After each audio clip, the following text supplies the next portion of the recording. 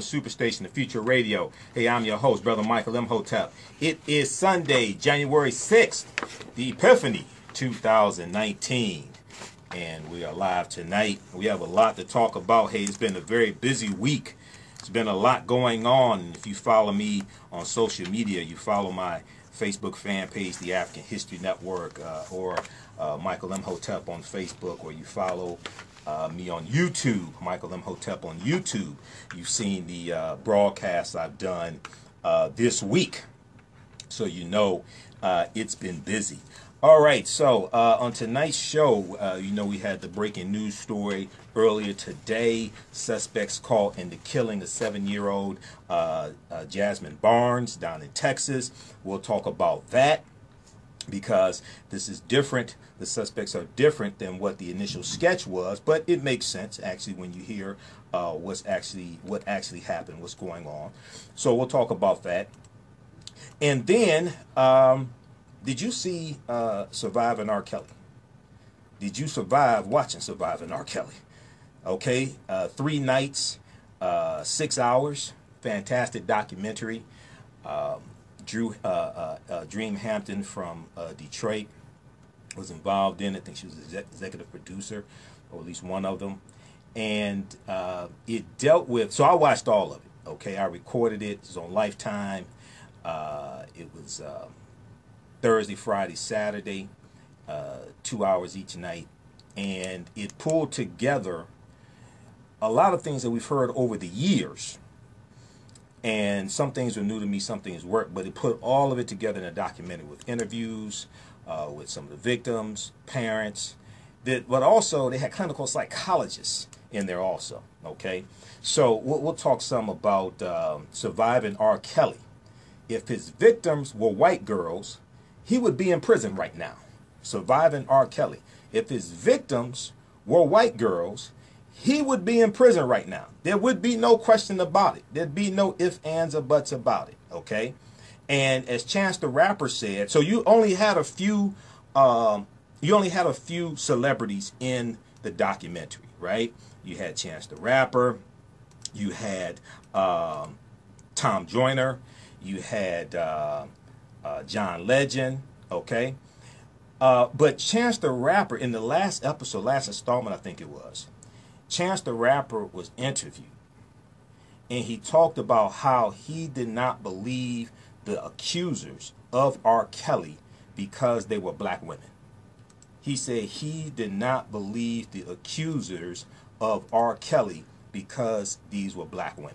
This gets to a much deeper issue of how African American women are the most unprotected women in this nation. And how, because of the over-sexualization, the hypersexualization of African American women, which is historical, going back to slavery, going into the period of time after slavery, but also promoted in media, especially corporate-controlled hip-hop.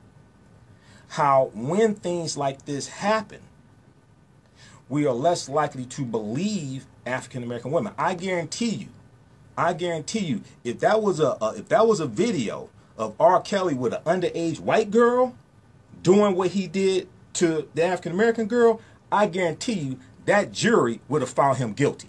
Period.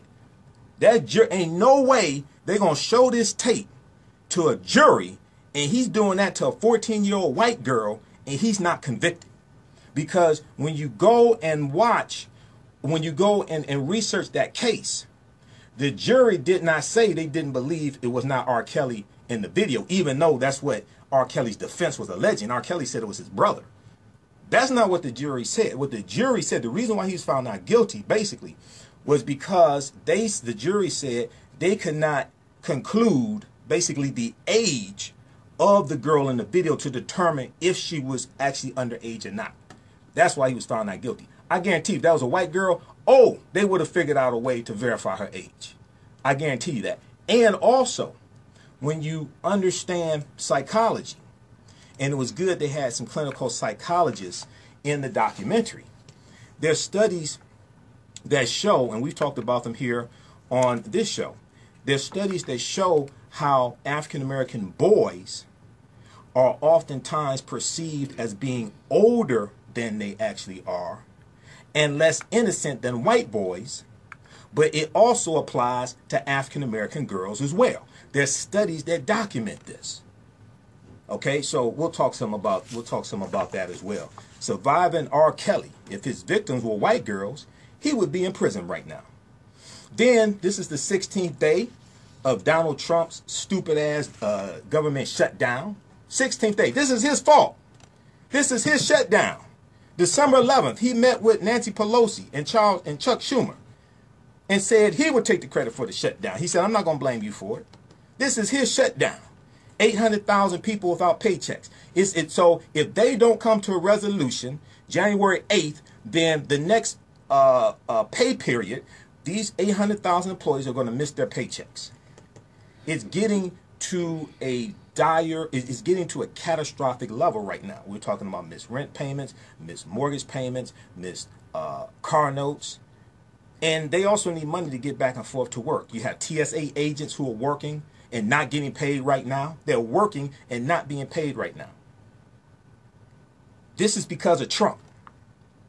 Well, what if I told you that the whole build the wall, that whole phrase, what if I told you that was a hoax created by his campaign, not to actually build the wall, but it was actually a mnemonic device to help him remember to talk about immigration. The whole build, you haven't read the article from the New York Times, January 5th, 2019. Joanne Reed talked about it this morning on AM Joy. The whole build the wall phrase was not supposed to be a literal wall.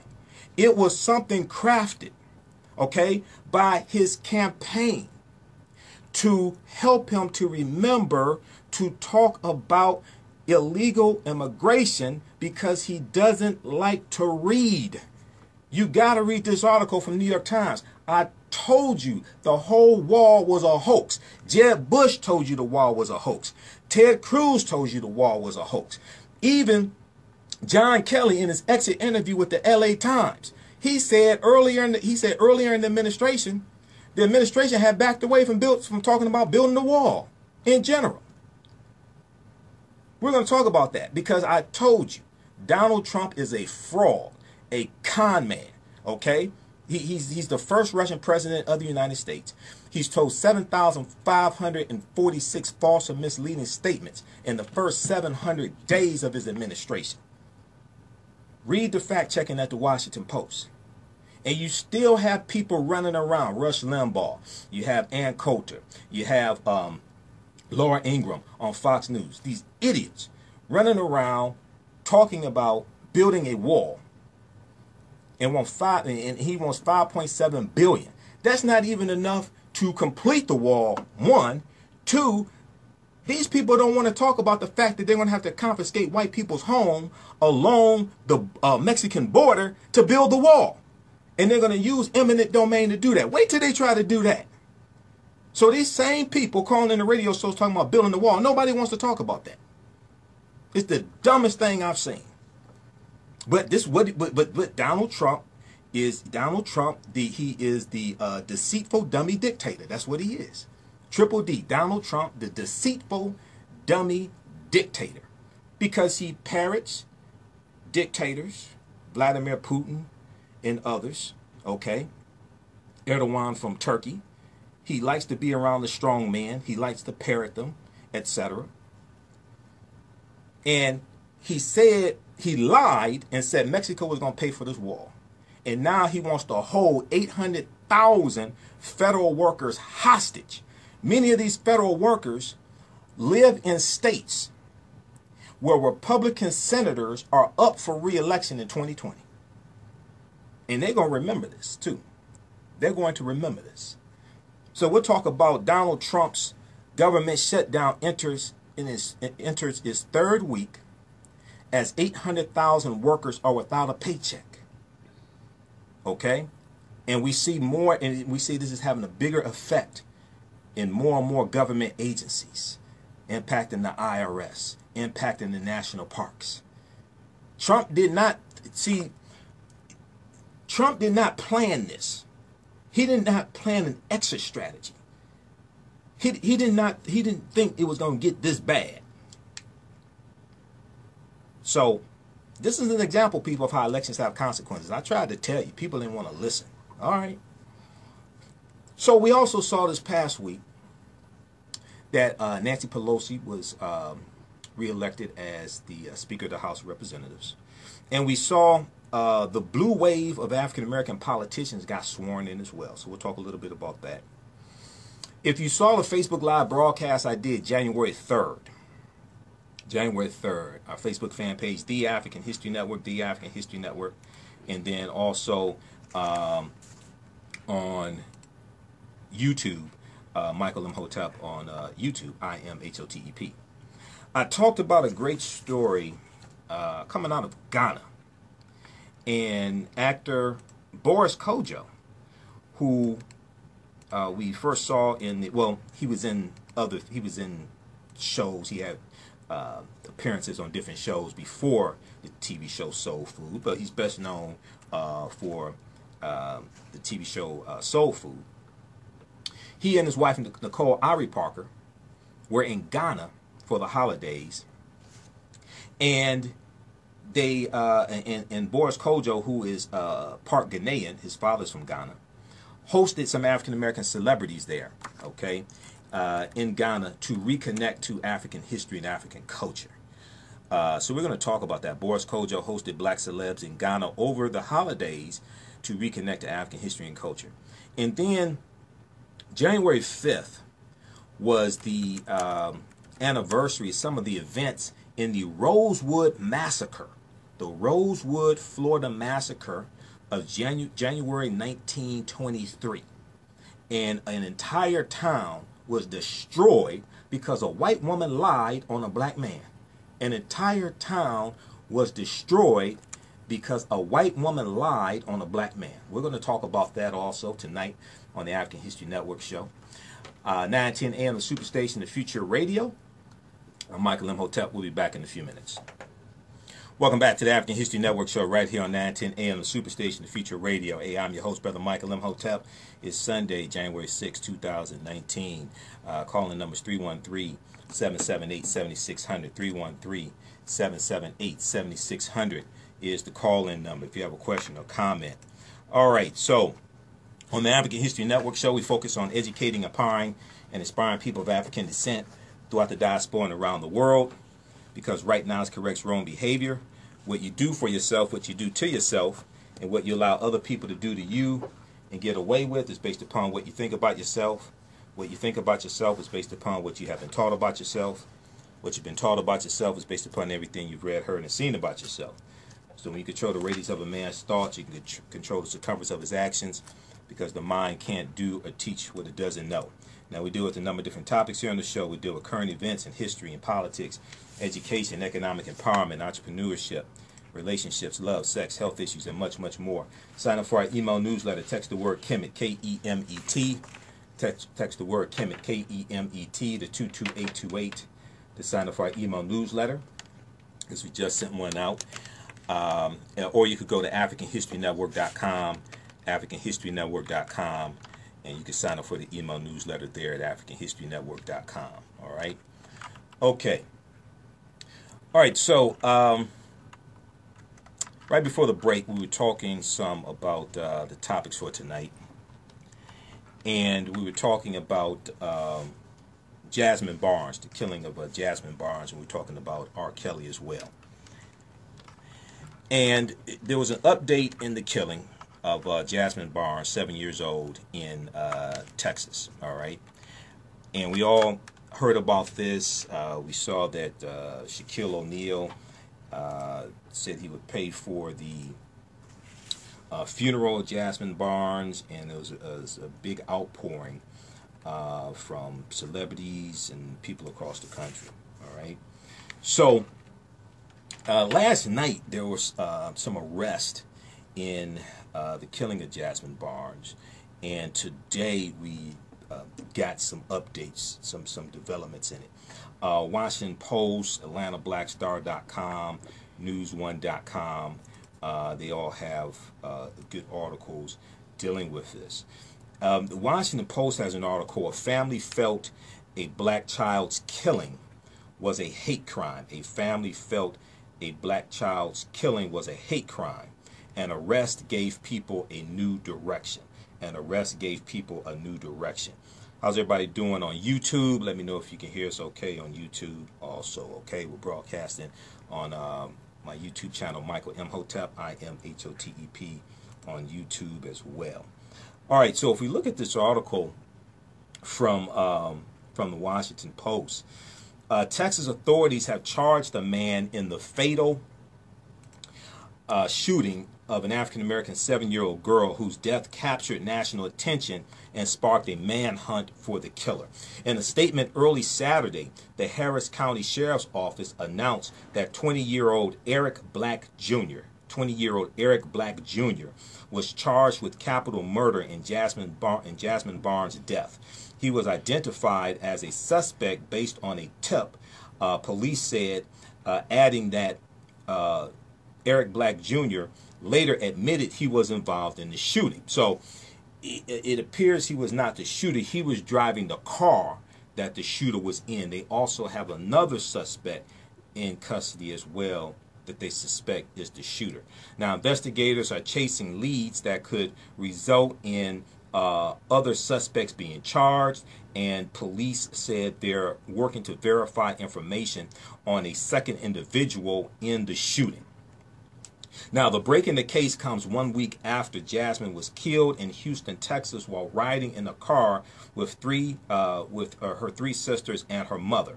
Her mother's name is LaPortia Washington. We know there was a huge rally yesterday on Saturday, January 5th, in support of the family and in calling for those who involved in the killing to be brought to justice. So a gunman opened fire on the vehicle about 7 a.m. on December 30th, 2018, injuring LaPortia Washington and fatally wounding Jazmine Barnes while causing glass to rain down on the girls. Police said in a statement that they do not think Jazmine's family was the intended target and that they may have been shot at, quote, as a result of mistaken identity, end quote, as a result of mistaken identity. Okay. Now, all evidence gathered so far in the Jazmine Barnes homicide case supports investigators' strong belief that she and her family were innocent victims. The police department tweeted on Sunday. Jazmine's death was publicized in part by the efforts of activist Sean King, civil rights lawyer S. Lee Merritt, who represents the family, and numerous celebrities. Attorney S. Lee Merritt, who's also the attorney for the family of Botham Shem John there in Dallas, Texas, also. S. Lee Merritt and Sean King offered a $100,000 reward for information leading to the suspect's arrest, and Sean King has continuously tweeted updates in the case to his 1.1 million Twitter followers also. All right. So I saw a number of good articles dealing with this. AtlantaBlackStar.com had a good article. Also, ABC Channel 13, the local affiliate there in the Houston area, they have a good article, but they actually have a interview with Jazmine's mother. Okay, so we'll go to that in just a minute. Let's try to go to this clip here. This is from the local affiliate Channel 2 down in Houston, Texas. Okay, so just 1 second here. All right, let's get that queued. Okay, let's Houston, see. Texas. Okay, you can't do that.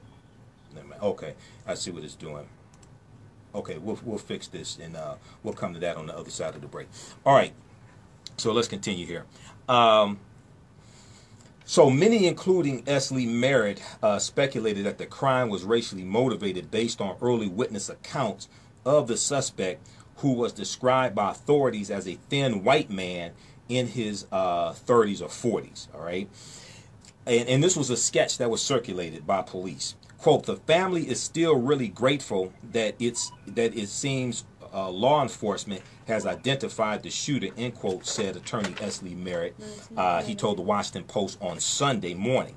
Quote, however, all the information up until yesterday has been that the shooter was an older white male in a red truck that came from not only one of the victims, 15-year-old Alexis, but from an eyewitness nearby.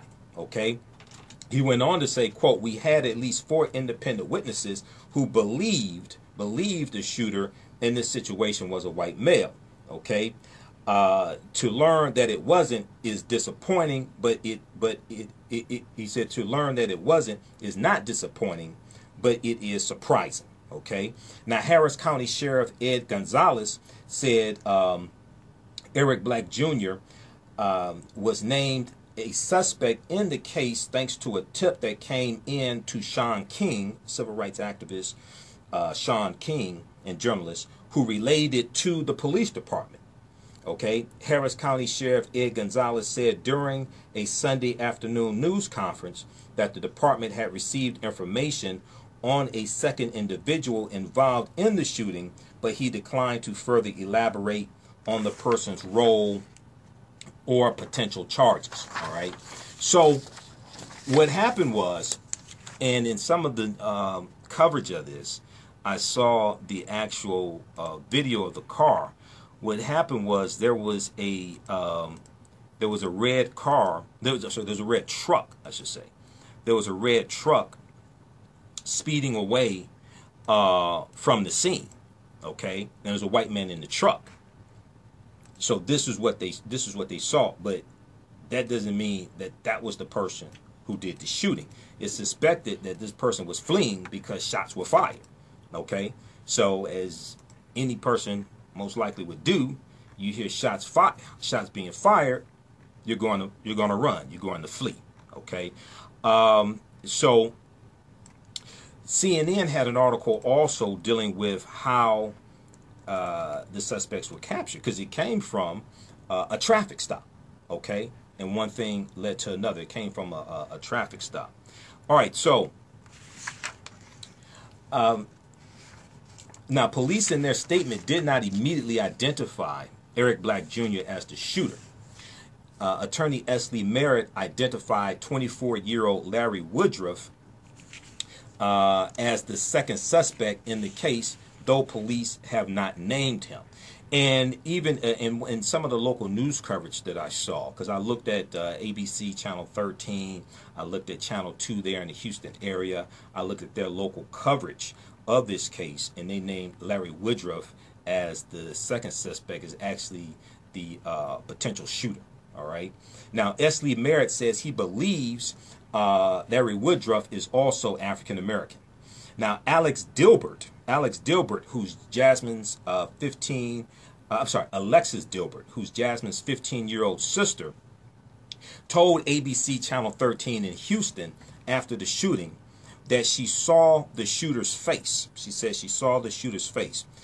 Now, Washington told reporters that the shooter was a white man with blue eyes who was so skinny that he looked sick. Officials also released a video of a red pickup truck that they believed the shooter was driving. Okay. Now, Harris County Sheriff Ed Gonzalez also acknowledged discrepancies in the suspect's description, adding that darkness and trauma during the shooting may have impacted the witness's memories. Gonzalez said, quote, it went down very quickly when the gunfire erupted, end quote. You're talking about small children. They witnessed something very traumatic, and it's very likely the last thing they did see, indeed, was the red truck and the driver in that red truck. And that's what they remember last, end quote. In the article from CNN, because CNN has an article also dealing with this, and how's everybody doing on Facebook? And let me turn that down. Okay, I'm sorry, on YouTube. So those on YouTube, can you still hear me? Let me know. All right. So, in the article from CNN, okay, they have an article that deals with, let me get the exact name of that article here, just a second. A missed turn signal leads to the arrest of a suspect in Jazmine Barnes killing. A missed turn signal leads to an arrest in Jazmine Barnes killing. Okay, and that's an important one. It has a tweet. That article has a tweet from attorney Esley Merritt, and it's from about 3:29 a.m. Okay, Sunday morning, about 3:29 a.m. Sunday morning, and we're going to go to that in just a minute. I'll pull that up here in just a second here. So this was a shock, and this is why I had to explain. Now, people have to understand, this is my 9th year doing radio. It'll be March 10th, 2019. It'll be 9 years exactly that I started the African History Network show. I ain't just start doing radio when I came to this radio station. Okay, I brought a track record. I brought a huge body of work, something like 600 or 700 podcasted episodes already. When I started at this station, I had about 800,000 followers already on Facebook. Now it's 1 million.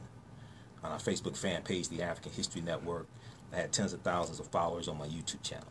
Okay, so I've been doing radio for a number of years. I've done terrestrial radio, I've done internet radio, I've done nationally syndicated radio, the Michael Imhotep show on the Empowerment Radio Network, guest hosted the Roland Martin radio show numerous times, guest hosted the Warm Valentine show for 3 weeks on the Empowerment Radio Network. So having experience in radio, this is why when certain things happen and certain information comes out, right? This is why I don't jump on it right away and start drawing a conclusion and you don't have the evidence yet to come to that conclusion. This is why I say, look, we have to get more facts before we start making accusations. The same thing happened with the Botham Shem John case, right? Botham Shem John case down in Dallas, Texas. You have people right away saying, oh, he must have been in a relationship with Amber Geiger.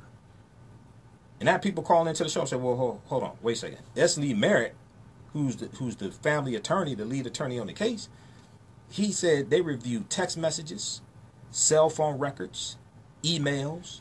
They talked to his family. They talked to his friends. There's absolutely no evidence that there was a relationship between Botham and Amber Geiger. And there's absolutely no evidence that they knew each other. And there still isn't.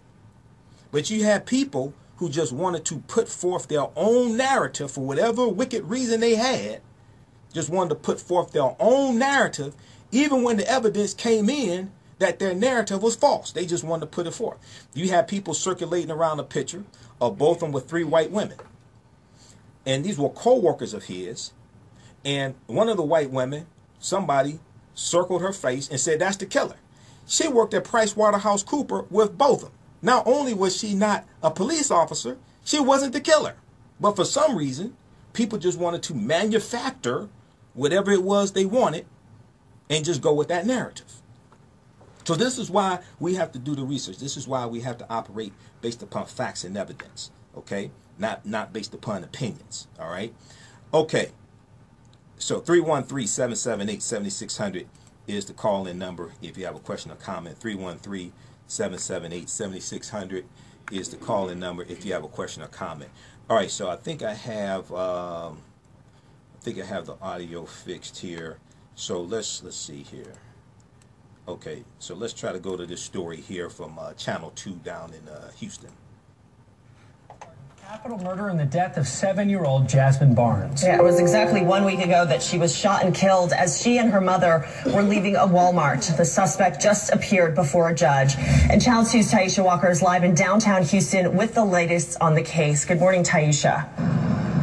Sophia, good morning, and we're still going through what was said in court this morning, but I can tell you that Eric Black, that 20-year-old suspect, has been charged with capital murder of a person under the age of 10 years old. He made his first court appearance this morning. We do have video of him going before a judge wearing handcuffs and an orange jumpsuit. In court, we learned that Black was the driver and a man with the initials of LW is the suspected shooter, and that Jazmine and her family were never the intended target, and that the alleged shooter and Black were not aware that they had the wrong car until watching the news. We are aware that deputies were able to take Black into custody yesterday with the help of a tip that came in through email. We also know that the men were not in a red pickup as initially thought, that it was a different vehicle. Let's refresh you that the shooting happened a week ago today on the East Sam Houston Parkway feeder road near Wallsville Road. We know that Jazmine was shot and killed. Her mother also injured in the arm when some men opened gunfire on that vehicle. We are told that there were more than 8 spent shell casings that were discovered within a 400 feet radius of that shooting. We will continue to process this information. We can tell you that investigators plan to update the media later today at 2 p.m. We'll go through more information that was said in court this morning and bring you an update in the 8 o'clock hour. For now, reporting live downtown, Taisha Walker, KPRC Channel 2 News. All right, Taisha. Okay, all right. So that was Channel 2 News there in the Houston, Texas area. Read the article from AtlantaBlackStar.com. 20-year-old Black man arrested and charged in the slaying of Jazmine Barnes. Family explains mistaken ID of shooting suspect. 20-year-old Black man arrested and charged in the slaying of Jazmine Barnes. Family explains mistaken ID of shooting suspect. And in the article, it says Jazmine's mother, LaPortia Washington, has said she believes the shooting was racially motivated. Okay, this is what she initially said. The alleged shooter was earlier described as a white man in a red truck, but the sheriff's office did not immediately identify Eric Black's race. Hundreds of protesters gathered at a rally Saturday afternoon for the girl near where the shooting happened. People held up balloons and stuffed animals, as well as signs that said "Justice for Jazmine." All right, now activist Sean King has been in touch with the family since Eric Black Jr. was arrested and offered insight into the mistaken identity on Twitter. He said, quote, "I am told that Larry Woodruff and Eric Black Jr. shot and killed Jazmine Barnes in drive-by shooting, believing that they were shooting someone else from a rival gang, G-A-N-G, a rival gang that had nothing to do with Jazmine Barnes." All right, this is what Sean King tweeted.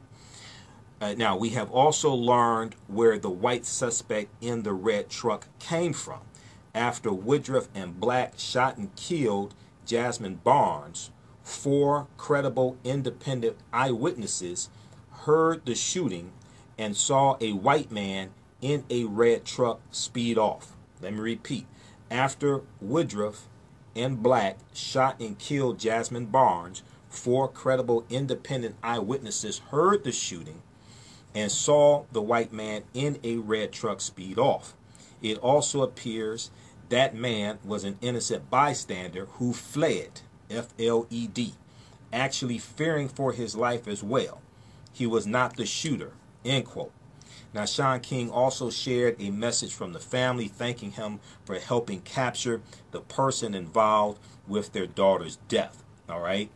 So read that article from AtlantaBlackStar.com. It's interesting. See, when I posted, so there was an article from CBS News today that talked about this, a lot of the same information.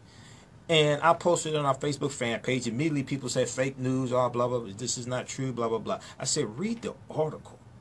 See, we have to get into, so then I had to put the caption there, read the article, then comment in big, bold letters. Because if you actually read the article before you start commenting, then you have a better understanding of what actually took place. Okay? Because when you start looking at some of the comments people made, you could tell they did not read the article. So if we look at the article from CNN, CNN.com, a missed turn signal leads to the arrest of a suspect. Okay? A missed turn signal leads to the arrest of a suspect in Jazmine Barnes' killing. And this was last updated, let's see, 7:50 p.m. Eastern Standard Time. Okay, this is from today. And they have a quote, they have a tweet in here from Esley Merritt, okay, the attorney. Let's see if it's still in here. Right. Okay, so this tweet came at 3:32 a.m. Sunday, January 6th. 3:32 a.m. Attorney Esley Merritt, the family attorney, said, obviously, the men arrested don't fit the description of multiple witnesses of the sketch. Initially, this fact made it difficult to accept the tip that resulted in these arrests. However, if the confession obtained is reliable, there is likely an explanation for the confusion. So the tips came in to Sean King and Esley Merritt. All right, and they relayed that information to the police, rightfully so. All right. Okay, 313-778-7600 is the call-in number if we have a question or comment. 313-778-7600 is the call-in number if you have a question or comment. All right. And see, this is why, because I've been doing, number one, because I've been studying history for 26 years, and I understand a history of people dying, especially African Americans dying, when people either lie or put out misinformation. Okay, and the misinformation could be unintentional. But because I understand what happens when misinformation gets out and it gets beyond a point where you could control it because it just spreads from person to person to person and race riots break out. This is why I say, look, we had to get more facts before we start going with this narrative. Okay? And in the second hour, when we talk about the massacre of Rosewood, Florida, in January of 1923, that happened because of a lie. Because a white woman named Fannie Taylor lied on a fictitious black man and said he broke into her house and beat her. And that did not happen. And because of her lie, you had African Americans who were killed and an entire black town was destroyed. And African Americans had to flee for their lives and leave their homes and land that they owned behind. Because a white woman lied. She was cheating on her husband with another white man. And this white man beat her behind. And instead of confessing to her husband that she was cheating on him, because almost everybody in the town, almost everybody in Rosewood and a lot of people in Sumner knew she was cheating on him. But instead of her telling the truth, she lied on a fictitious black man, and African Americans were killed as a result of this. That's what happened with the Rosewood Massacre of January 1923. We're going to talk about that in the second hour. I did a Facebook Live broadcast, put that on YouTube. That's going crazy. That's going viral. I did that yesterday. Okay. All right. 313-778-7600. 313-778-7600 is the call-in number if you have a question or comment. All right. Okay. So check out these articles. We'll post them here on the thread of the broadcast. But it's important for us to understand we got to get more facts. And see, this is why I wasn't quick to jump and say, oh, this was a white supremacist who shot and killed Jazmine. This was racially motivated. It could be, but it doesn't have to be. We got to get more facts before we just start going with that narrative. It could be, but it does not have to be. Because, and actually, when I first heard the story, I said, this could be a case of mistaken identity. The intended target could have been somebody else, and they accidentally got the wrong person. That was one of the first things that came to mind when I heard the story. All right. 313-778-7600 is the call-in number if you have a question or comment. Okay, let's go to line 1. Let's go to Greg, line 1. Hey, welcome to the African History Network show. Greg, tell us where you're calling from. I'm calling from Livonia, Michigan. Okay, Livonia, Michigan. All right, go ahead, Greg, with your question or comment. I just want to make a quick comment. Now, as far as with blacks, and it's still to this day, it's always been, it doesn't have to be true to go out and persecute a black person. You don't have to make up a lie. You know, they do it at will. You know, it's convenient. And, it's been happening, and it's happening now. You say you don't have to make up a lie? Nah, not for black people. You can just point to him and say he did. You know, and that's it. You know, prison system is full of innocent black men. You know, so that's nothing new on that. But you're correct, and not only when it comes to identifying people and making false identifications. That's with any circuit. Before you make a statement or get involved in a conversation in which you got wrong information, you should, be quiet until you get your facts straight.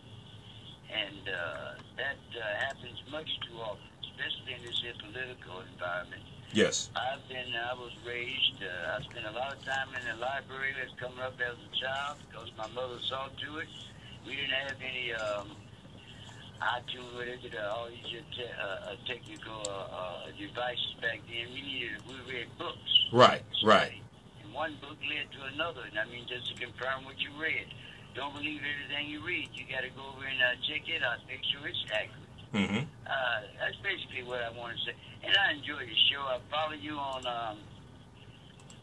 Facebook as well, sir. And I enjoy the conversation, and I learned a lot from you. Oh, thank you. And you can, I get a lot of my facts through you. So keep up the work. God bless you, and Happy New Year. All right, Greg. Happy New Year to you too, man. Thank you. All right, look, we're coming up on a break. When we come back, we're going to get into surviving R. Kelly. Surviving R. Kelly. Did you survive watching Surviving R. Kelly? Did you almost die watching Surviving R. Kelly? We're going to talk about Surviving R. Kelly. If his victims were white girls, he would be in prison right now. Oh, I guarantee you that. If he was doing that to white women, oh, he'd be in prison right now. They wouldn't have to do a documentary to get justice. If he was doing that to white girls, if he had a white girl in the video with him in a threesome, okay, an underage white girl, and the jury saw that, oh, he would have been convicted, period. He'd be in prison right now, all right? So we'll talk about that when we come back from the break. I want to let you know that Second Baptist Church, if we go from R. Kelly to church, okay, but anyway, this is a press release, so I have to read it, okay? All right, so Dr. King Day is coming up. We all know this, right? And Second Baptist Church is marking the 33rd observance of the Dr. Martin Luther King Jr.'s birthday.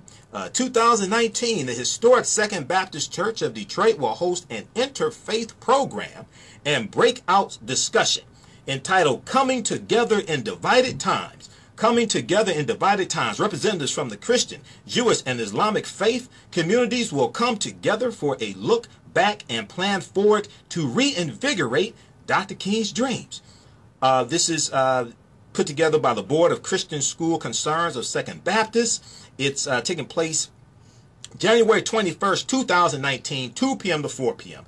January 21st, 2019, 2 p.m. to 4 p.m. at 441 Monroe Street in Detroit, down in Greektown. 441 Monroe Street in Detroit. And this is to observe Dr. Martin Luther King Jr.'s Day. Their keynote speaker will be Michael Imhotep, host of the African History Network show. Yes, I'll be the keynote speaker. I'll be there.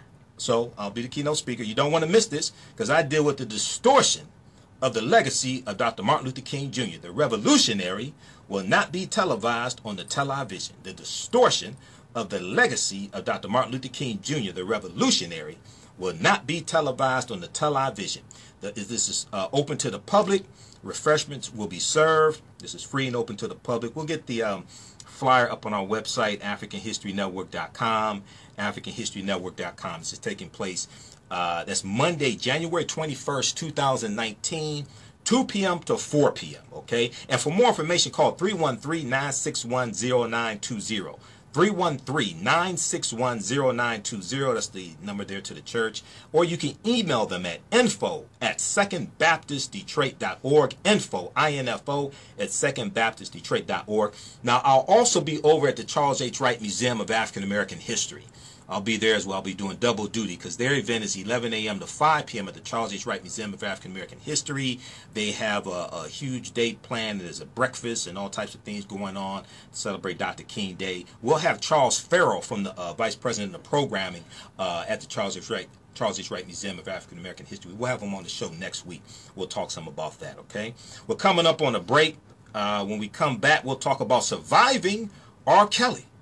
If his victims were white girls, he would be in prison right now. You listen to the African History Network show, 9:10 a.m. the Superstation, the Future Radio. I'm Michael Imhotep. We'll be back in a few minutes. Welcome back to the African History Network show right here on 9:10 a.m. the Superstation, Future Radio. Hey, I'm your host, Brother Michael Imhotep. We are in our second hour. It is Sunday, January 6, 2019. And we're going into our second hour. In the first hour, we gave an update dealing with the killing of Jazmine Barnes, and two suspects have been arrested. Jazmine Barnes, 7 years old, killed in Houston, Texas, December 30th, 2018. Next, I want to talk about the documentary, the 6-part documentary series on Lifetime, Surviving R. Kelly, right? And a couple months ago, I saw some information and some clips talking about it was coming out.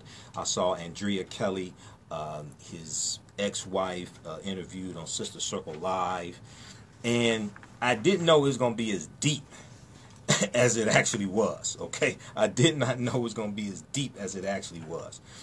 But thegrio.com has a good series of articles written by Kate Young, C-A-T-E, Kate Young, and there've been a number of articles written about this. And she did a review of Surviving R. Kelly each night. If we look at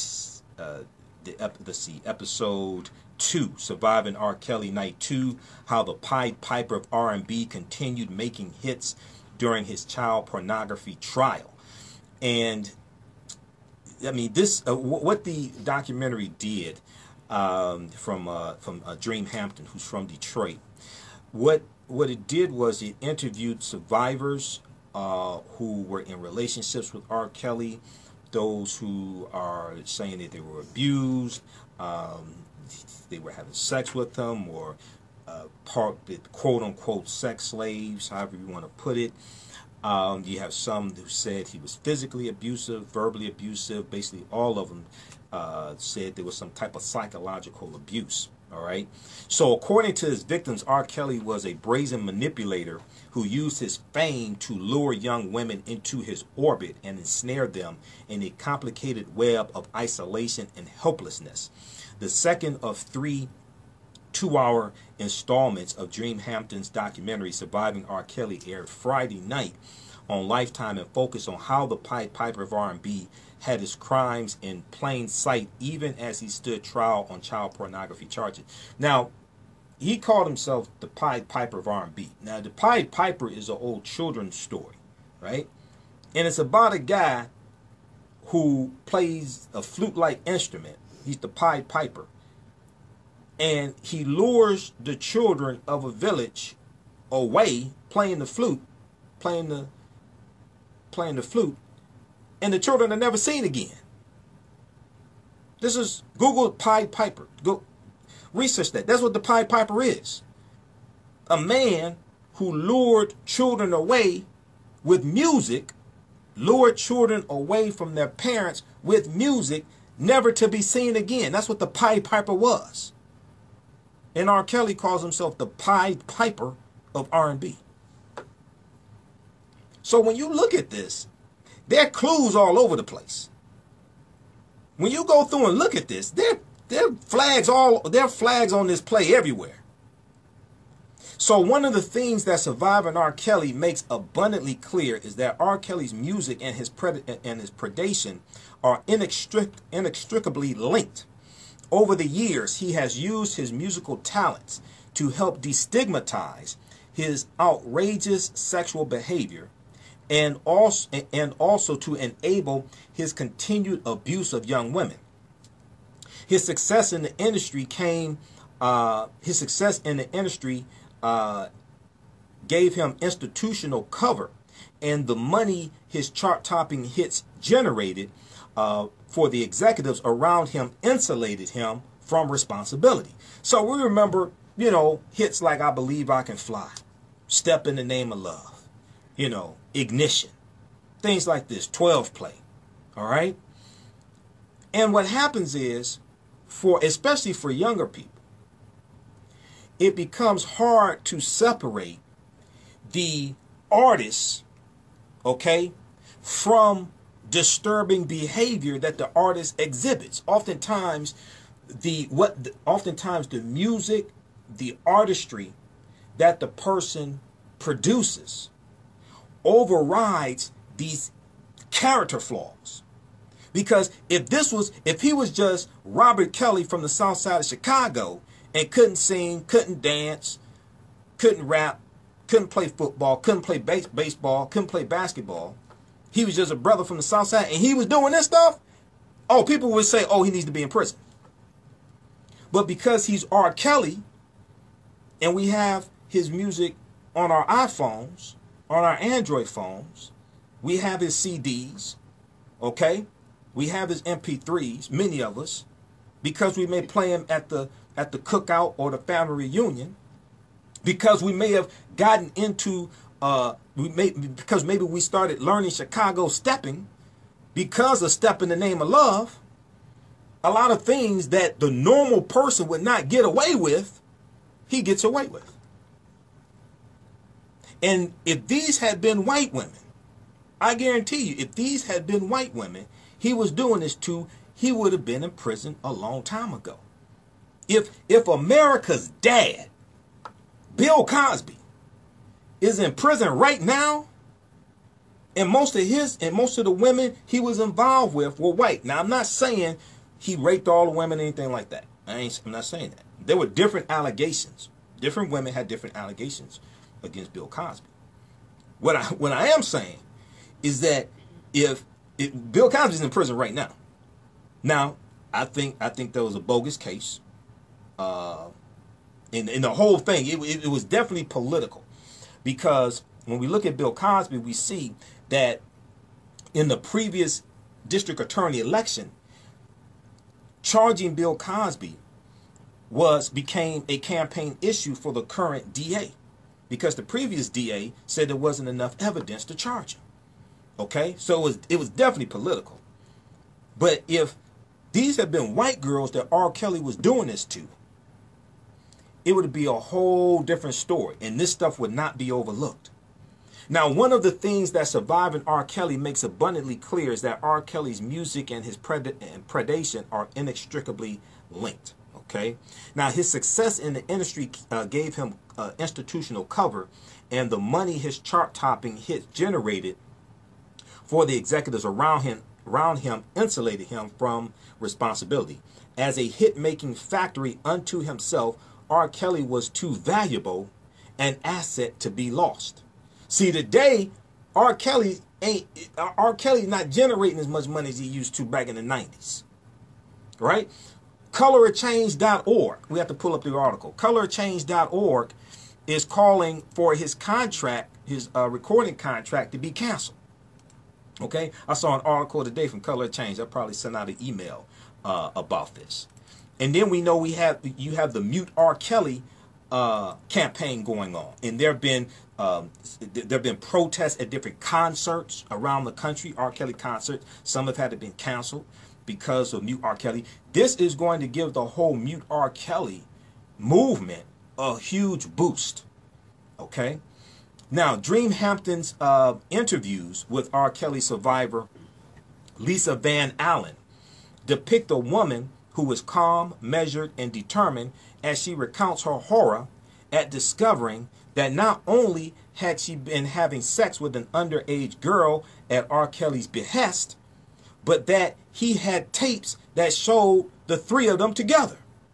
Through tears, Lisa Van Allen details how it was her own attempts at self-preservation that led to the leak of the infamous sex tape, okay, that was child pornography, okay.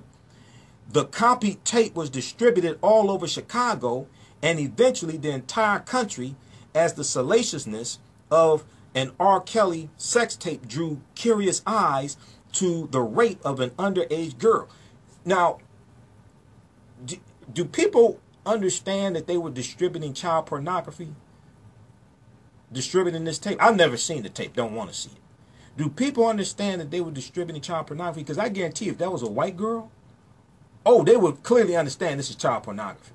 And that's illegal. But what happens is because of a history of African Americans' humanity being devalued in this country and African Americans, both men and women, being hypersexualized because of slavery and after slavery, right? That people feel they can get away with things like this with African American women. Now, the copied tape was distributed all over Chicago and eventually the entire country as the salaciousness of an R. Kelly tape drew curious eyes to the rape of an underage girl. It was yet another way in which R. Kelly inadvertently made his victims participate in each other's abuse and exploitation. But even when R. Kelly was charged with 12 counts of possession of child pornography, he was able to manipulate the press and the public to his advantage. As the trial dragged on for years, R. Kelly used the intervening time to drop some of the biggest hits of his career, including Step in the Name of Love and Ignition Remix from his #1 album, Chocolate Factory, cementing himself as a superstar and giving him time to rebuild his reputation and relationships damaged by the allegations. The plausible deniability of the unfinished trial created an air of danger and intrigue that drew more fans to him, even as the damning contents of the tape became pop culture fodder. The trial's delay had the additional benefit of undermining his victims through the simple passage of time. As the young women got older, they ceased to look like the popular conception of quote-unquote innocent young girls, a designation that was already being stripped of them because of their blackness. As writer and critic Jamila Lemieux put it, R. Kelly's ability to make music was more important than protecting the lives of black girls. And see, if we look at the study from the American Psychological Association, I've talked about it here on this show before. March 6, 2014, black boys viewed as older, less innocent than whites, research finds. Black boys viewed as older, less innocent than whites, research finds. And this comes from Dr. Philip Atiba Goff. And he was on back when Dr. Melissa Harris Perry had her show on MSNBC. He was a frequent guest on there. And he talked about this study on the show. But this applies to African American girls as well. It's not just for African American boys. Black boys as young as age 10 may not be viewed in the same light of childhood innocence as their white peers, but are instead more likely to be mistaken as older, be perceived as guilty, and face police violence if accused of a crime, according to new research published by the American Psychological Association. Quote, children in most societies are considered to be in a distinct group with characteristics such as innocence and the need for protection. Our research found that black boys can be seen as responsible for their actions at an age when white boys still benefit from the assumption that children are essentially innocent.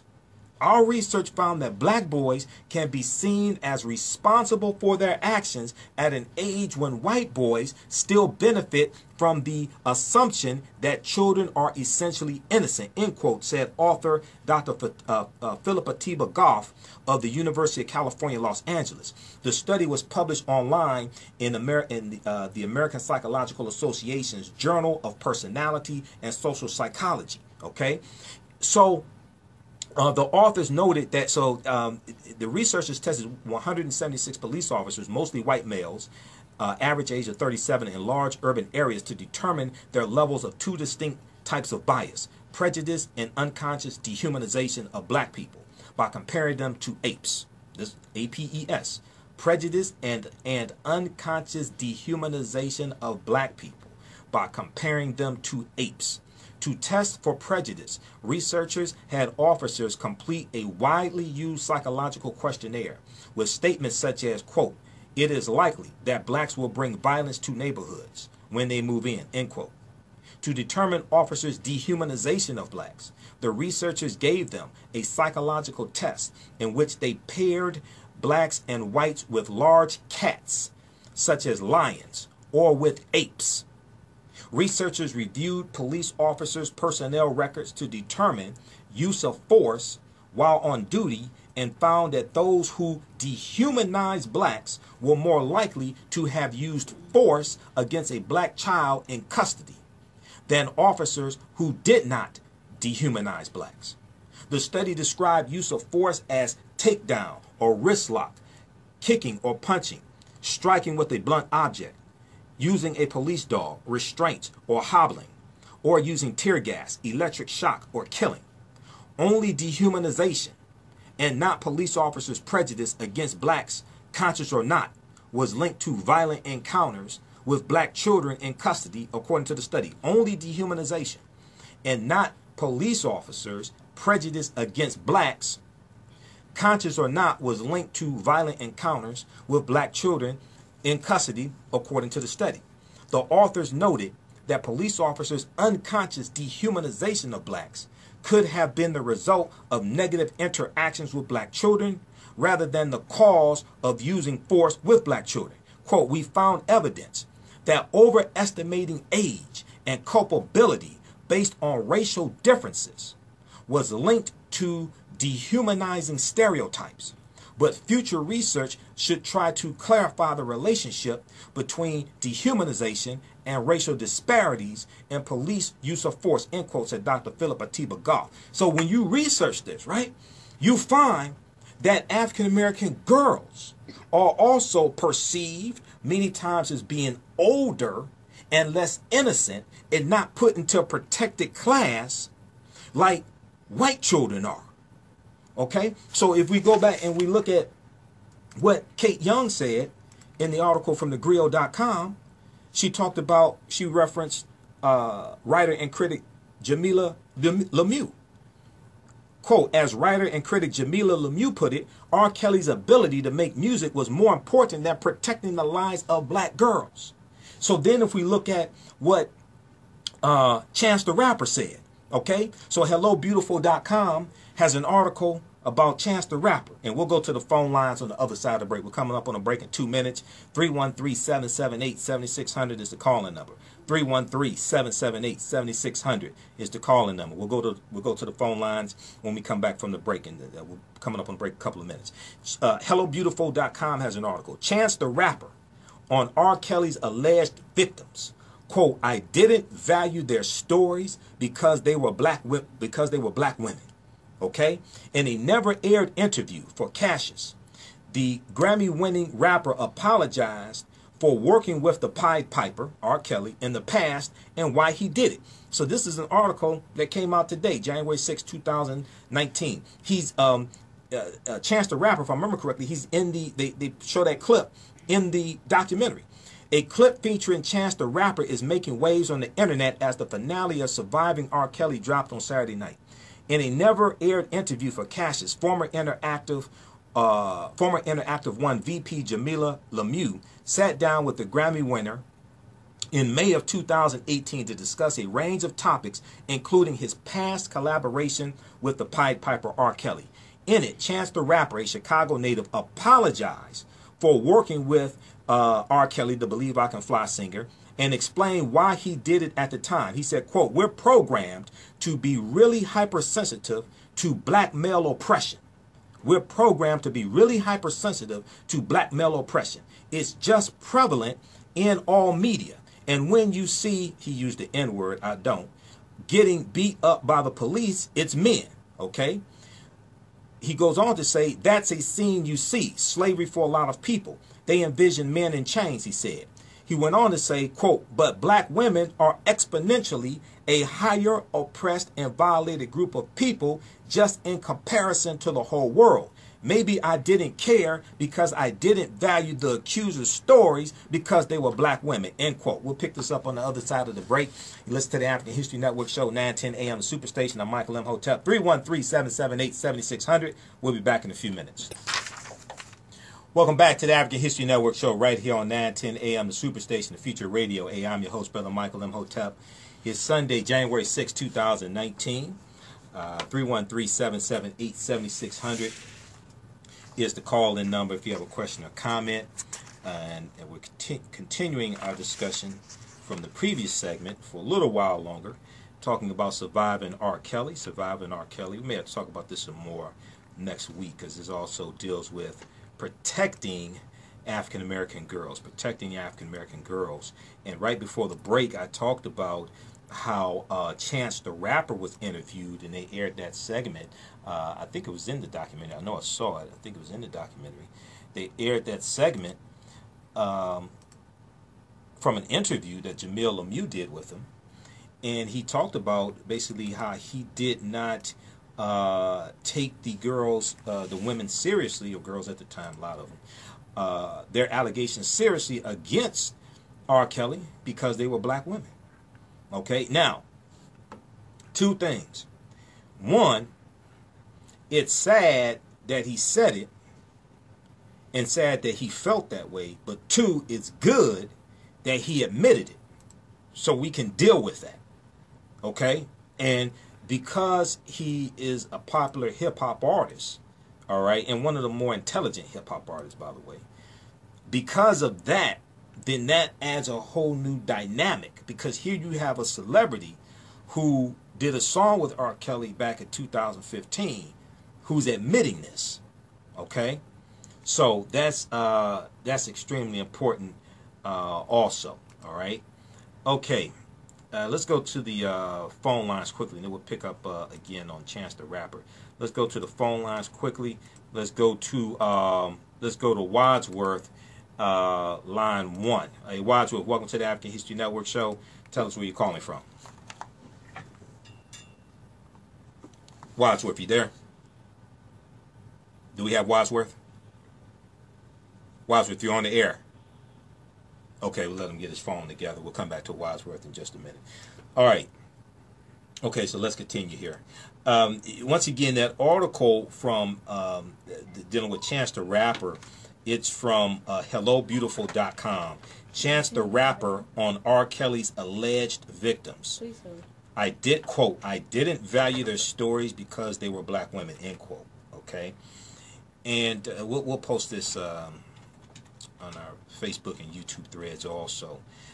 So let's go back to this article. So he added that, quote, "But black women are exponentially and higher oppressed and violated group of people just in comparison to the world. Maybe I didn't care because I didn't value the accuser's stories because they were black women," end quote. Now, Rolling Stone magazine had previously reported that Chance the Rapper simply said, quote, "I didn't value the accuser's stories because they were black women," end quote. However, Chance the Rapper clapped back on Saturday night, saying the quote was taken out of context because it didn't take into account everything he had said before that in the interview.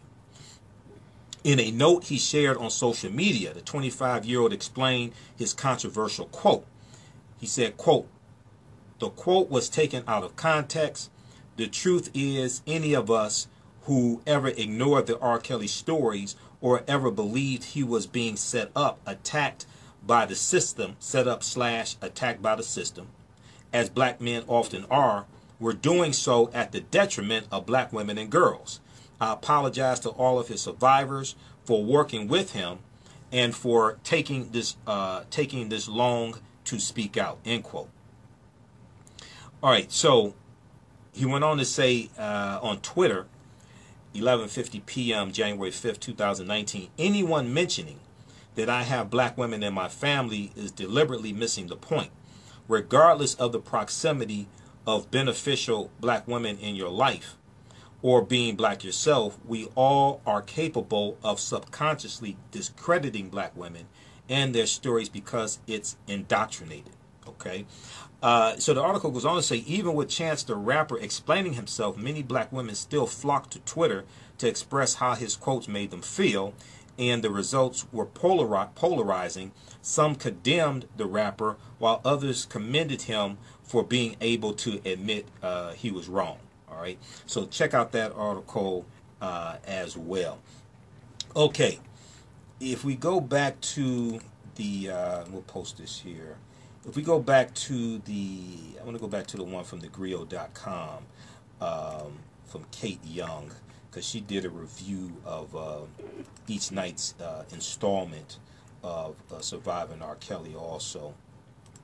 And, you know, you got to see, you got to hear from the survivors themselves. So in the last installment, episode 6, you had the young sister named Dominique.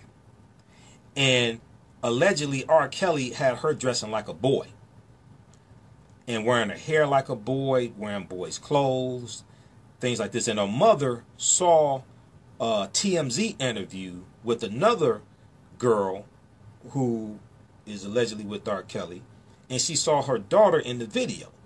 And she and the producers were able to track her daughter down to a hotel, and she actually got to speak with her daughter and rescued her daughter, okay, from that situation. And if you watched it all the way to the end, and they show like a synopsis of what happened to the people after the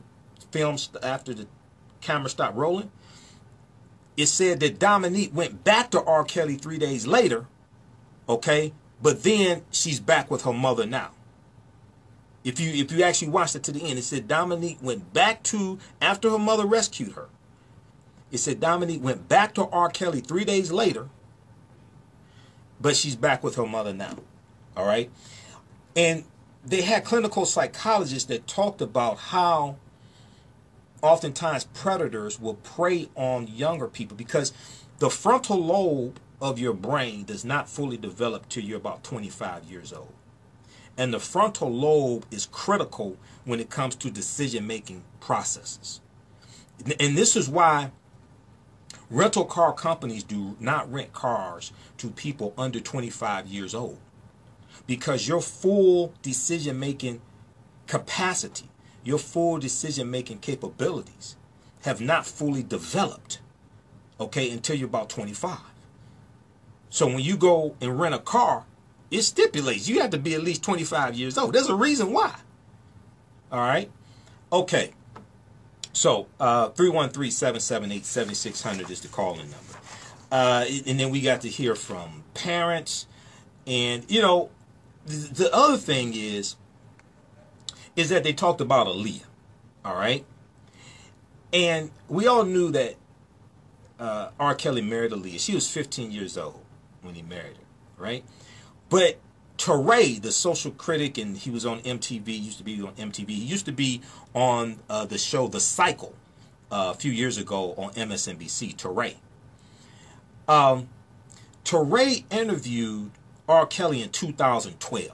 And they showed an excerpt of the interview in the documentary. And in that interview, R. Kelly admitted to being sexually molested when he was, he said, between the ages of about 7 to about 12 or 13 years old. And he said it was by a family member. Now, he didn't say, in the interview, he didn't say whether it was a male or female family member, okay? But he said it was by a family member. And he didn't name the family member or anything like this. He didn't say what the relationship was. But also, his younger brother said that he was sexually molested by a family member as well, okay? And he said that he told R. Kelly when they were children. He said he told R. Kelly that he was being sexually molested by a family member. And he said that R. Kelly told him that that didn't happen. That wasn't happening.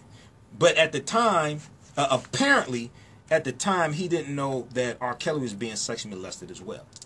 All right? So these are things that came out. So I didn't know that the younger brother was sexually molested. I didn't know R. Kelly had an older brother who's in prison. They interviewed his older brother in prison, talking about, you know, what's going on in the family, things like that. So I'm sitting there, I'm like, wow. I'm like, this is deep, okay? But what we do know is that oftentimes hurt people hurt people. H-U-R-T. Hurt people hurt people. And oftentimes those who are abusers, those who are molesters, etc., that was done to them. Okay? So, if we go back to the article from Kate Young dealing with episode 2, R. Kelly's trial and subsequent acquittal demonstrated that his adoring public was also complicit in his abuses. As journalist and culture critic Nelson George stated, Nelson George is in the documentary also, his audience supported him despite the wide circulation of the tape that evidenced his crimes, allowing him to generate millions for people who then became invested in protecting him. R. Kelly was free to continue abusing women and girls because the gatekeepers who should have acted as a check on his behavior chose instead to look the other way in service of their bottom line. Every dollar spent on R. Kelly on an R. Kelly record was money that was funneled towards maintaining the stranglehold he had on the young girls unlucky enough to become involved with him. All right. So check out. So she has a series of articles at thegrio.com. G-R-I-O. Really good. Kate Young. C-A-T-E. This one is Surviving R. Kelly Night 2. How the Pied Piper of R&B continued making hits during his child pornography. And once again, the Pied Piper, that's a children's story about a man who plays a flute-like instrument and lures the children of a village away from their parents, never to be seen again. And he's using music to do it. And R. Kelly calls himself the Pied Piper of R&B. Interesting. So you had Sparkle in there also. It was Sparkle's niece who was in the video. She was, if I remember correctly, 14, 15 at the time. So this is, I mean, this is deep. There's an article at newsone.com, and I'm going to pull it up here in just a minute. I thought I had it up already. There's an article at newsone.com dealing with why R. Kelly's brother was in prison as well. Okay, so you want to check that out also. We'll try to pull that one up also, why R. Kelly's brother was in prison. Okay, we're going to go to the story dealing with Rosewood here in just a minute also. All right. Okay, 313-778-7600 is the call-in number. If you have a question or comment, 313-778-7600 is the call-in number. Hey, visit our website, AfricanHistoryNetwork.com. We have a 48-hour sale going on. We have some of our bundle packs that are 50% off. We have the the bundle pack, the Africans that were here before Columbus, the Africans that were here before Columbus bundle pack as well, and that's on sale. It's an 8 DVD bundle pack, and it deals with the African presence in this country going back thousands of years ago. It includes a double lecture I did with Dr. David Imhotep, who wrote the book The First Americans Were Africans, Documented Evidence.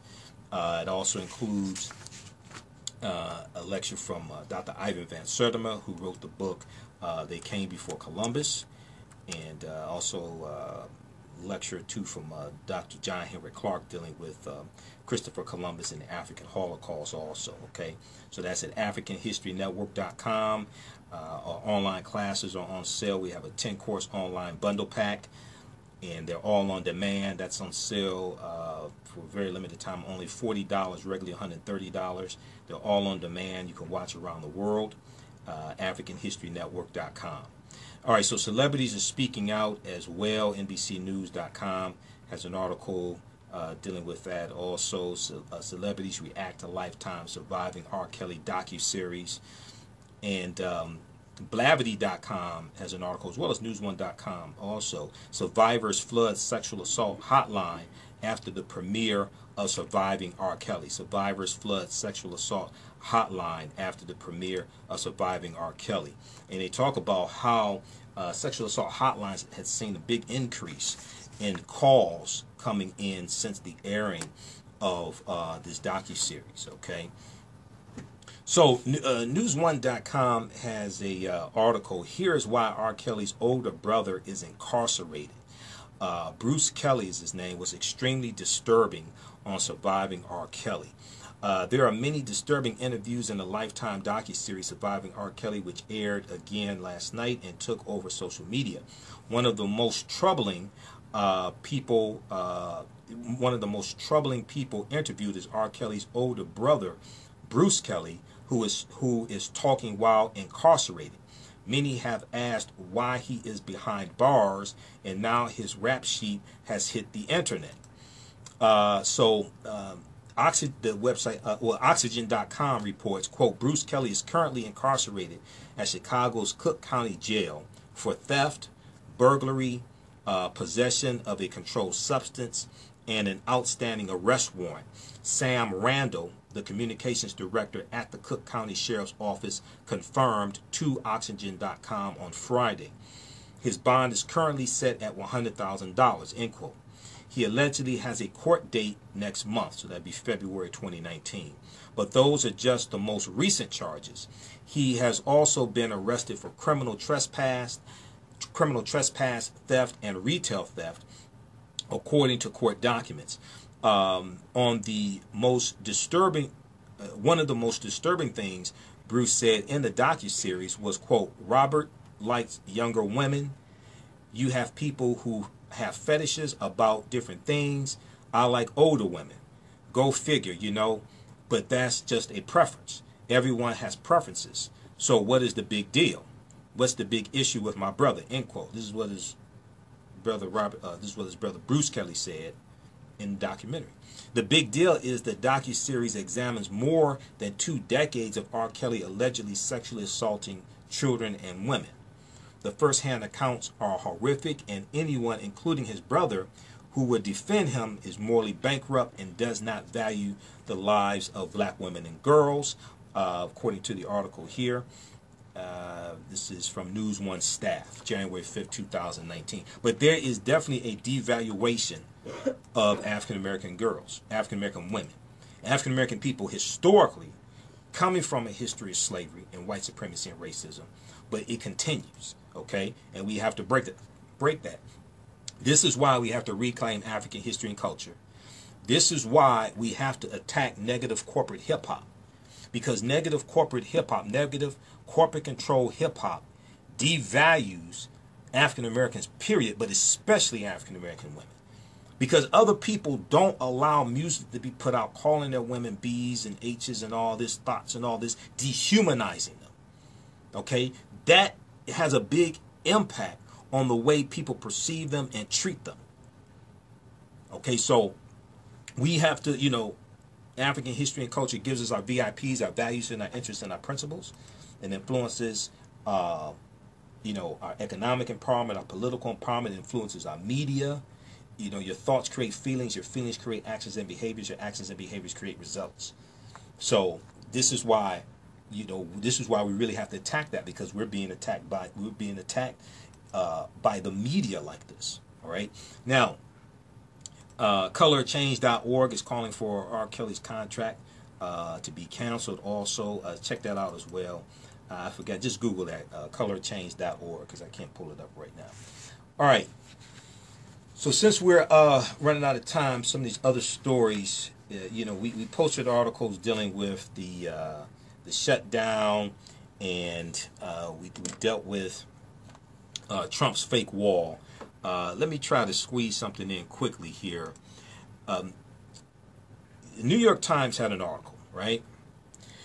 And so those that listen to 910 AM Superstation, and you know, Monday through Friday, 2 p.m. to 5 p.m., Reverend Al Sharpton show is on right here on 910 AM Superstation. Monday through Friday is nationally syndicated show.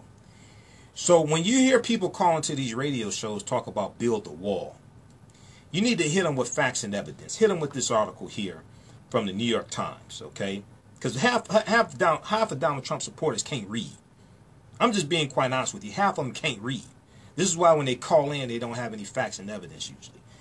How the border wall is boxing Trump in. How the border wall is boxing Trump in. This is from January 5th, 2019 for the New York Times. And Joanne Reed talked about it this morning on AM Joy, MSNBC. Okay? And it talks about how before it became the chief sticking point in a government shutdown drama that threatens to consume his presidency at a critical moment, Donald Trump's promise to build a wall on the southwestern border was a memory trick for an undisciplined candidate. Listen to me. This whole thing is a fraud. And this is what I told you. They're not talking about building a wall along the Canadian border. The Canadian border goes all across the northern United States. You have white undocumented immigrants coming through the Canadian border. The focus is not on white undocumented immigrants. It's on undocumented immigrants of color, because there is a fear of the browning of America. As Donald Trump began exploring a presidential run in 2014, he began exploring a presidential run, his political advisors landed on the idea of a border wall, W-A-L-L, as a mnemonic device of sorts. A mnemonic, okay? It's different memory tricks to help you remember something, okay? It may be an acronym, okay, of a word that helps you to remember something, okay? It's just like I use a mnemonic, Cancun, okay, C-A-N-C-U-N, to remember the Treaty of Guadalupe Hidalgo of 1848 in the 6 states that the U.S. got in the Treaty of Guadalupe Hidalgo: Colorado, Arizona, New Mexico, California, Utah, and Nevada. Cancun. That's a mnemonic. All right? They created the wall as a mnemonic device for Trump. Okay? As Trump began exploring a presidential run in 2014, his political advisors landed on the idea of a border wall as a mnemonic device of sorts, a way to make sure their candidate, who hated reading from a script, he hates reading, period, but he hates reading from a script, but loved boasting about himself because he's a narcissist, and his talents, boasting about his talents as a builder, he would remember to talk about getting tough on immigration, which was to be a signature issue in his campaign. Sam Nunberg, who's an idiot. Sam Nunberg was just on MSNBC today. Sam Nunberg, quote, how do we get him to continue to talk about immigration, end quote. Sam Nunberg, one of Donald Trump's early political advisors, recalled telling Roger Stone Jr., who's going to be indicted by Mueller. Roger Stone knows he's going to be indicted. Okay? Sam Nunberg recalled telling Roger Stone Jr., who was another advisor of Trump, quote, we're going to get him to talk about he's going to build a wall. Quote, we're going to get him to talk about he's going to build a wall, end quote. Talk Donald Trump did, and the line drew rapturous cheers from conservative audiences, thrilling the candidate and soon becoming a staple of campaign speeches. Chants of build the wall, echoed through arenas throughout the country. Now, Donald Trump's fixation with the border wall, the material embodiment of his keep them out immigration agenda, has run headlong into the new realities of divided government, pitting him against Democrats who reject the idea out of hand. The impasse is particularly remarkable given that even some immigration hardliners do not regard the wall as their highest priority and fear that Donald Trump's preoccupation with this stupid wall will prompt him to cut a deal that trades a relatively ineffectual measure for major concessions of immigration. Mark Kokorian, the executive director of the Center for Immigration Studies, a group that argues for less immigration, said, quote, "I've always thought it created a danger that he would trade almost anything in order to get the wall. I think that's still a potential danger. I'm still worried about that now." Okay?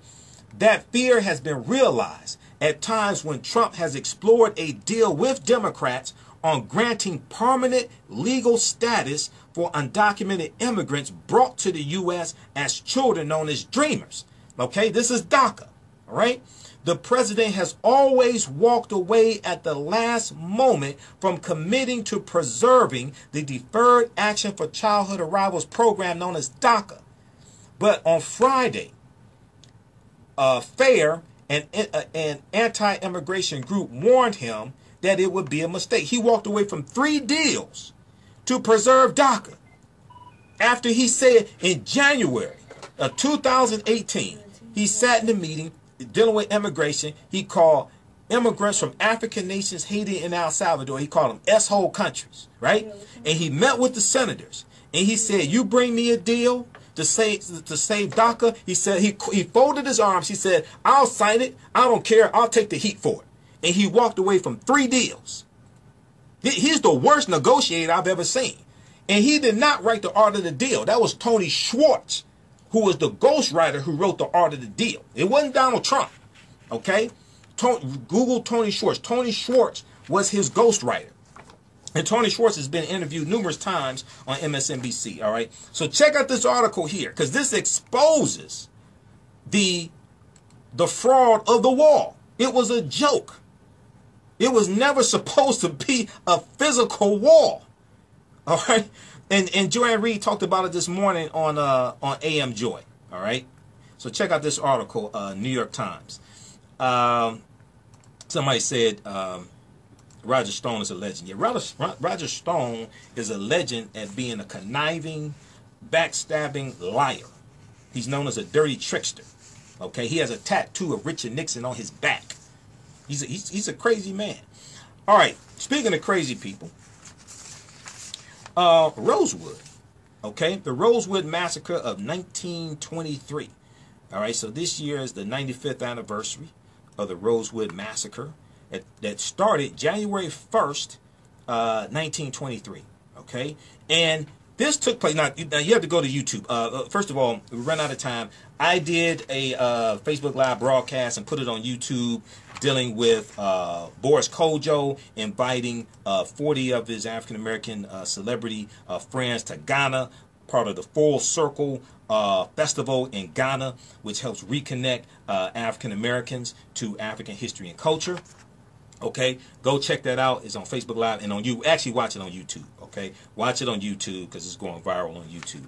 And then also, I did one dealing with the history of the Rosewood Massacre as well. All right, but very quickly here, the Rosewood Massacre, Rosewood, Florida massacre was an attack on the predominantly African-American town of Rosewood, Florida in 1923 by large groups of white men. The town was entirely destroyed in the end by violence, and the residents were driven out permanently. The story was mostly forgotten until the 1980s when it was revived and brought to public attention. Sumner, Florida was just a few miles from Rosewood, so Rosewood was an all African-American town. It ended up being that. It had a population of around 200. Some estimates show it as low as 120, but most of them have it around 200. Okay, and Rosewood had seen its own version of white flight after industry left Rosewood and whites moved to Sumner. There was a depletion of the cedar trees in Sumner, and there was a moving of a pencil factory. So the depletion of cedar trees there in Rosewood, and you had a lot of white families that moved to Sumner. And so I take it the pencil factory there in Rosewood used to provide a lot of jobs, and it's going to move to Sumner. Though it was originally settled in 1845 by both blacks and whites, black codes and Jim Crow laws in the years after the Civil War fostered segregation in Rosewood, Florida. Employment was provided by pencil factories, but the cedar tree population soon became decimated, and white families moved away in the 1890s and settled in the nearby town of Sumner, Florida.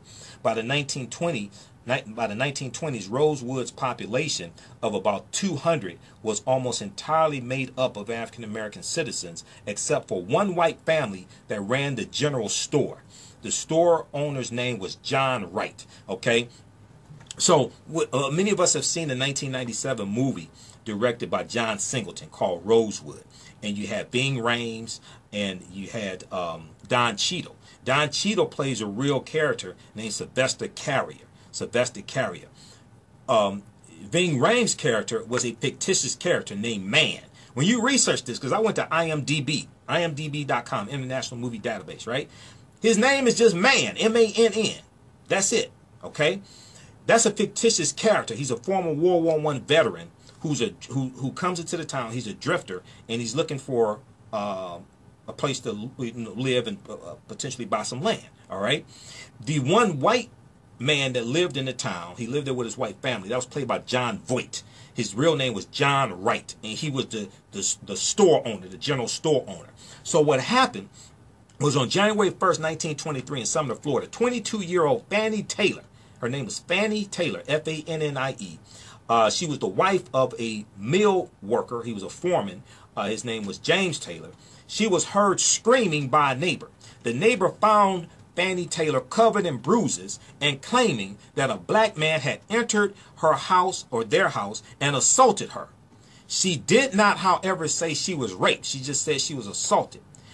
But only that, but the word assault was interpreted as a sexual violation by the white people there in Sumner, Florida. The incident was reported to Sheriff Robert Elias Walker, with Fannie Taylor specifying that she had not, N-O-T, had not been raped. Fannie Taylor's husband, James Taylor, who was a foreman at the local mill, escalated the situation by gathering an angry mob of white citizens to hunt down the culprit. He also called for the help from whites in neighboring counties, among them a group of about 500 Ku Klux Klan members who were in Gainesville, Florida for a rally. The white mobs prowled the area woods searching for any African-American man they might find. Okay, while the fear of black-on-white violence had been stoked across the South since the days of slavery, particularly in areas where blacks outnumber whites, Fannie Taylor's claim was especially pernicious. All right, now what happened was you had a man who escaped from a nearby chain gang. His name was Jesse Hunter. Okay, so when law enforcement found out that Jesse Hunter had escaped from the chain gang, they immediately designated him as a suspect. So when you watch the movie Rosewood, they're looking for this man named Jesse Hunter. But Jesse Hunter wasn't the one that beat Fannie Taylor's Fannie because she lied. She just made up a fictitious black man. And because of her lie, you're going to have at least 6 African Americans who were killed, 2 white men are killed. The mob comes to Sylvester Carrier's house, and his mother is there, who is Aunt Sarah. She was played by Esther Roll in the movie. She's killed, okay, and he has a shotgun. He shoots and kills 2 white men who are deputized. He ends up being killed. Now in the movie, Sylvester Carrier, played by Don Cheadle, is not killed. Okay, he ends up riding off on a horse along with the fictitious character of Man, and they escape to a nearby town. All right. So when you actually, so we have to separate fact from fiction. And I'm not mad at John Singleton. I understand creative licenses and things like that. Because if he had not created a fictitious character of man who was a hero, and he's a former World War I veteran, and he used military strategy, right, to help save them, and he knew how to use guns, he knew how to fight. Okay. If it hadn't been for that, and if it hadn't been for them having Sylvester survive, as opposed to being killed, oh, that movie probably wouldn't have even done $1 million at the box office. But because of the movie, and before that, you had the 1993 lawsuit, okay, and the survivors ended up getting about $2.1 million in reparations. A lot more people learned about Rosewood, okay? We may talk about this some more next week. Watch the YouTube video I did, because I go deep into this history and separate the fact from fiction. And also I deal with a timeline of history leading up to that attack in 1923, because that's 2 years after the June 1st, 1921 attack on Black Wall Street in Tulsa, Oklahoma also. All right. Visit our website, AfricanHistoryNetwork.com. We have the 48-hour sale going on. We have the online courses on demand on sale, DVD lectures also. You could donate to the African History Network. PayPal.me/the AHN Show. PayPal.me/the AHN Show, or at AfricanHistoryNetwork.com if you don't have a PayPal account. Remember, we focus on educating, inspiring, and inspire people of African descent throughout the diaspora and around the world. Right now, it's corrects wrong behavior. It's not over till we win. Wakanda forever. Stay tuned for Pastor Mo. We'll talk to you next week. Peace.